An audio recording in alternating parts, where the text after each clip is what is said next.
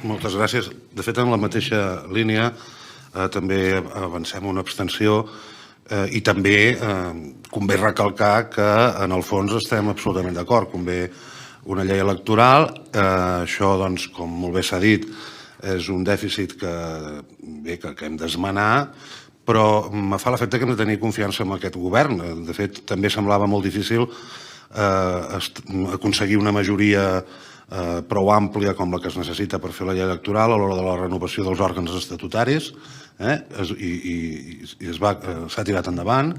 Per tant, en aquest sentit, nosaltres ens fa l'efecte que, bé, igual que, com s'ha dit, igual que es va treballar per tal de desencallar quelcom que necessitava aquest tipus de majories, doncs hem de continuar treballant també per aconseguir aquesta majoria qualificada que es necessita per fer la llei electoral. En aquest sentit, la ponència conjunta pot ser una bona fórmula? Doncs pot ser-la.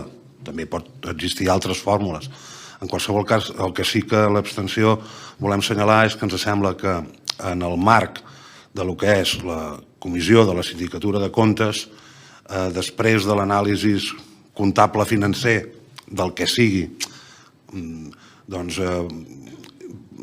arribar a la conclusió que la fórmula millor és una ponència conjunta, home, no sé si és el millor marc, no sé si és la millor fórmula. En qualsevol cas, nosaltres ho donem per bon en el sentit que entre tots ens hem de proposar continuar treballant en trobar aquests consensos i per això fem una abstenció en aquest caire més constructiu i en el benentès que també reflexionem i de cada informe que avui passarà per aquí apliquéssim aquesta lògica, segurament podríem fer-ne 1.000 de cada informe de propostes com aquesta. En qualsevol cas, entenem que efectivament aquest és un tema que és tan urgent que necessitem desencallar-lo des de fa tants anys que mereix potser una especial atenció. A nosaltres ens sembla que el que s'ha de fer és, com s'ha dit, d'una manera més discreta, si es vol, i sense masses terrabastalls i, per tant,